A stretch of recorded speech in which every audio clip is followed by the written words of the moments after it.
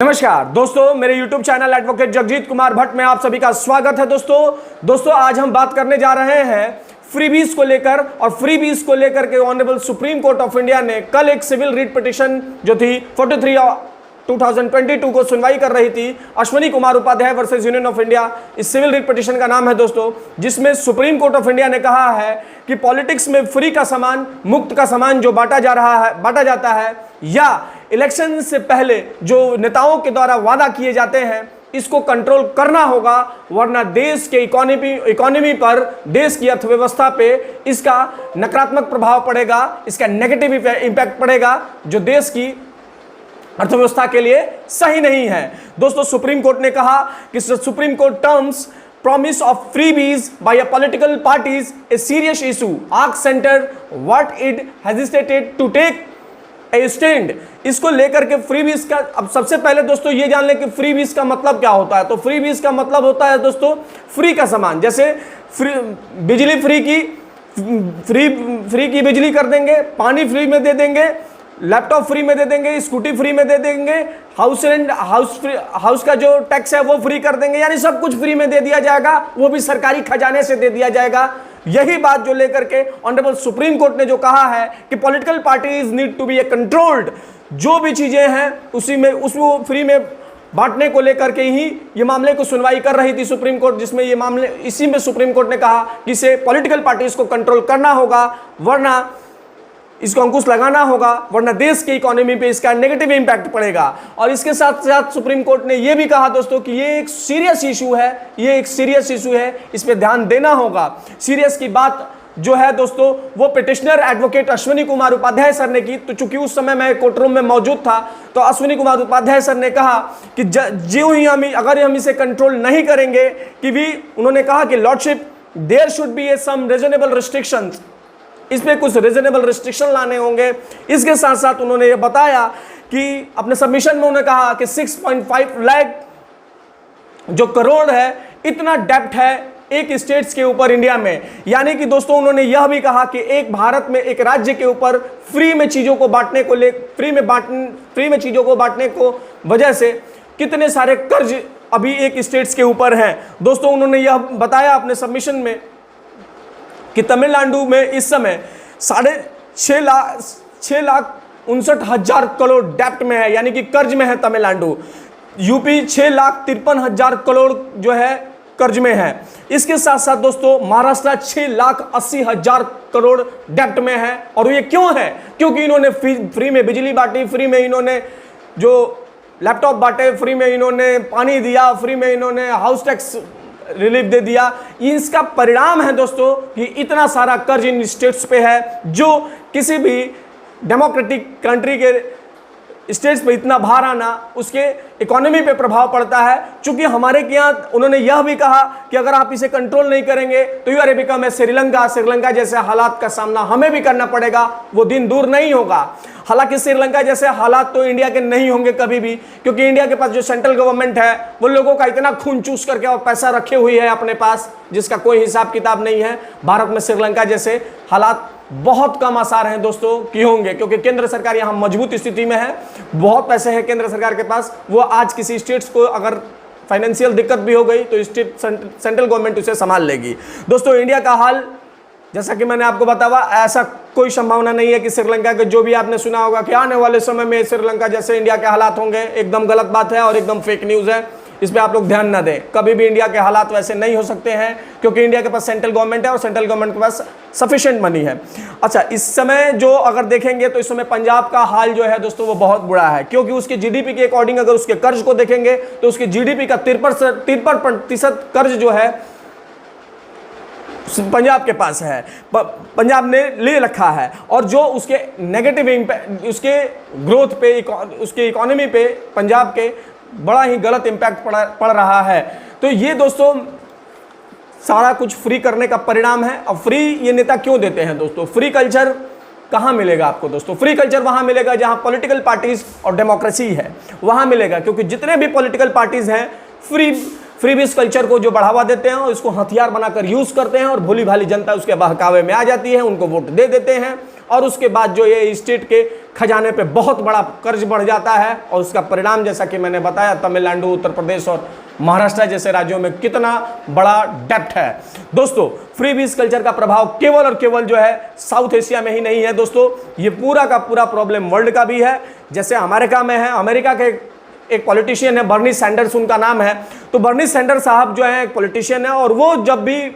मतलब बहुत अच्छे से जानते हैं कि जनता को अपने हक में लाना है, जनता को अपने पक्ष में लाना है, तो क्या करना है। ये बेचारे हमेशा जब भी वहाँ चुनाव होता है अमेरिका में राष्ट्रपति उम्मीदवार बनते हैं, लेकिन आज तक ये चुनाव नहीं जीत पाए क्योंकि वहाँ की जनता जो है बहुत इंटेलेक्चुअल है, वो जानती है। ये आते हैं जब भी ये चुनाव में बर्नी सैंडर्स आते हैं तो ये लोगों को वहाँ कहते हैं कि मैं यहाँ अब चुनाव में आज अगर जीत जाऊँगा तो मैं अमेरिका में जो है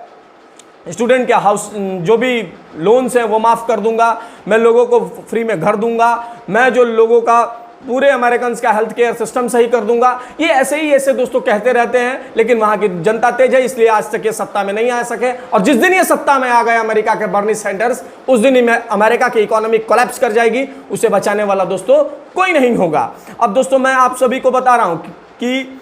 फ्री में सामान बांटना लॉन्ग टर्म किसी भी कंट्री के लिए सही नहीं है, क्योंकि इसे देखते हुए ही एडवोकेट अश्वनी कुमार उपाध्याय सर जो है ये मामला honourable supreme court of India लेकर के आए हैं कि कहीं अगर ऐसे श्रीलंका जैसे हालात इंडिया के ना हो जाए, क्योंकि कोई भी चीज़ बांटनी है फ्री में बांट दो, वो अपने जेब से थोड़ी देनी है, वो तो सरकारी खजाने से देना है और सरकारी खजाने का बोझ कहाँ आएगा, वो उनके स्टेट्स पे आएगा, लोगों पे आएगा और वो कहाँ से ले जाएंगे, फिर लोगों के खून चूसने पड़ेंगे टैक्स ले करके। तो मैं जो दोस्तों बातें कह रहा हूँ इसीलिए कह रहा हूँ कि कोई भी चीज़ें जो हैं इसको लेकर के बहुत ही सशक्त रहना होगा भारत सरकार को और स्टेट गवर्नमेंट को भी, ताकि श्रीलंका जैसे हालात जो हैं इंडिया में, ऐसा नहीं हो सकता है कि श्रीलंका जैसे हालात एकदम आ ही नहीं सकते हैं, एकदम आ सकते हैं, एकदम इनविंसिबल हम लोग नहीं है। इससे पहले हम लोग यहाँ भी 1991 में रेसेशन आया था, तो हम लोग वहाँ पे हमारी इकोनॉमी पॉलिसी अच्छी रही थी, तो चूंकि हम लोग वहाँ से उभर आए। लेकिन इस बार अगर इस तरह की कोई प्रॉब्लम आई तो एक तो आनी नहीं चाहिए, अगर आ गई तो उभरना भी बड़ा मुश्किल हो जाएगा, कोलैप्स कर जाएगी हमारी भी इकोनॉमी। तो खैर वो दोस्तों बातें हैं। सुप्रीम कोर्ट ने जब ये मामले की सुनवाई कर रही थी, तो चूंकि मैं उस समय कोर्ट रूम में मौजूद था दोस्तों, मैंने जैसा कि आपको बताया, उसमें कपिल सिब्बल सर से भी मांगा गया कि बताइए आप क्या मानते हैं, मिस्टर सिब्बल आप क्या मानते हैं कि इसको कैसे रिजॉल्व किया था। तो उन्होंने अपनी भी राय दी। तो उसी क्रम में सुप्रीम कोर्ट ऑफ इंडिया ने इलेक्शन कमीशन ऑफ इंडिया से पूछा कि इसे आप देखें और ऐसा कुछ करें कि जिसमें ये नेता वादा ना कर पाए, ये कह ना पाए कि भाई हम फ्री में बिजली दे देंगे, फ्री में पानी दे देंगे, सब कुछ फ्री में दे देंगे, अगर ऐसा इस पर आप लोग रोक लगाएं। तो उन्होंने कहा कि हम लोग ऐसा रोक नहीं लगा सकते हैं। तो सुप्रीम कोर्ट ने बड़ा ही आश्चर्यजनक तरीके से कहा कि भैया आप नहीं लगा सकते हो तो अगर कौन लगाएगा। तो उन्होंने कहा, इलेक्शन कमीशन ऑफ इंडिया के एडवोकेट जो थे नटराजन सर, उन्होंने कहा कि आप जो है भारत सरकार से पूछे कि भारत सरकार इसमें क्या कर रही है। तो सुप्रीम कोर्ट ने बड़ा ही मतलब, चूंकि मैं तो कोर्ट रूम में था, तो उन्होंने बहुत ही अच्छे तरीके से कहा कि भगवान बचाए, जब इलेक्शन कमीशन ऑफ इंडिया जो फ्रीबीज पे कल्चर को रोक नहीं सकती है, नेता कुछ भी वादा कर देगा जनता से, उस पर जब इलेक्शन कमीशन ऑफ इंडिया नहीं इस पर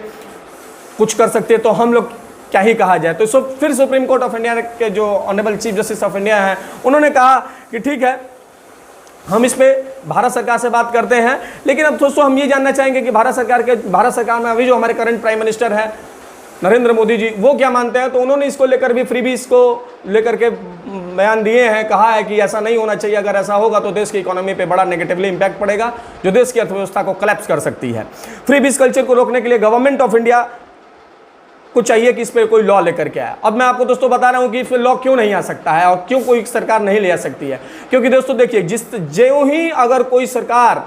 लेकर के आएगी इस पे कानून, तो जो राज्य में छोटे छोटे पॉलिटिकल पार्टीज, लोकल जो पॉलिटिकल पार्टीज हैं, वो इसका हल्ला करने लगेंगे लोगों के पास कि देखिए सर हम तो आपको देना, लोग जनता के बीच ले जाकर के कहेगी कि हम तो आपको देना चाहते हैं, हम आपको पानी फ्री में देना चाहते हैं, बिजली फ्री में देना चाहते हैं, हम आपको हाउस टैक्स माफ करना चाहते हैं, लेकिन ये केंद्र में जो बैठी सरकार है ना, ये कानून लेकर के आ रही है और कह रही है कि इनको ऐसा कुछ नहीं किया जा सकता है। तो फिर उस केंद्र में बैठी सरकार चली जाएगी, तो अपने सत्ता का जाने का डर सबको है, तो फिर केंद्र में भी बैठी सरकार कोई भी हो, वो कोई ऐसा लॉ नहीं लाने जा रही है, जो इस देश के लिए दुर्भाग्य है। दोस्तों अब हम बात करते हैं कि सुप्रीम कोर्ट ने फिर कहा कि आप फाइनेंस कमीशन से बात करें,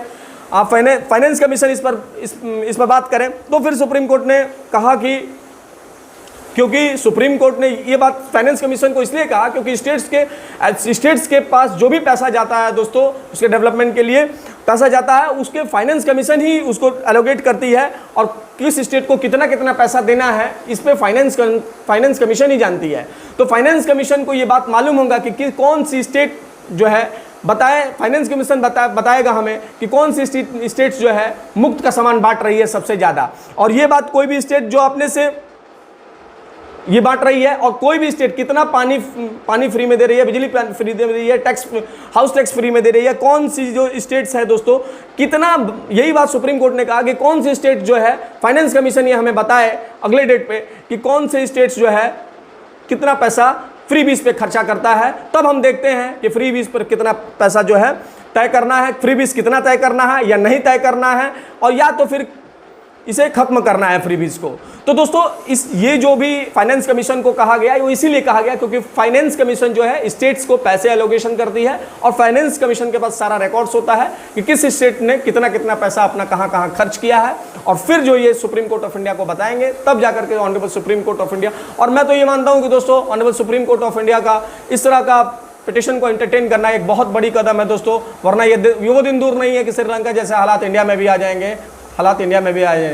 दोस्तों आप क्या मानते हैं इस पर, फ्री बीज को लेकर के आप क्या मान करते हैं, इसे खत्म कर देना चाहिए, नेताओं की ये दुकान बंद करनी चाहिए? तो अपने कमेंट बॉक्स में राय जरूर दे दोस्तों। बाकी देखते रहे मेरे यूट्यूब चैनल को दोस्तों, शेयर करें, सब्सक्राइब करें, लाइक करें दोस्तों। धन्यवाद दोस्तों, धन्यवाद।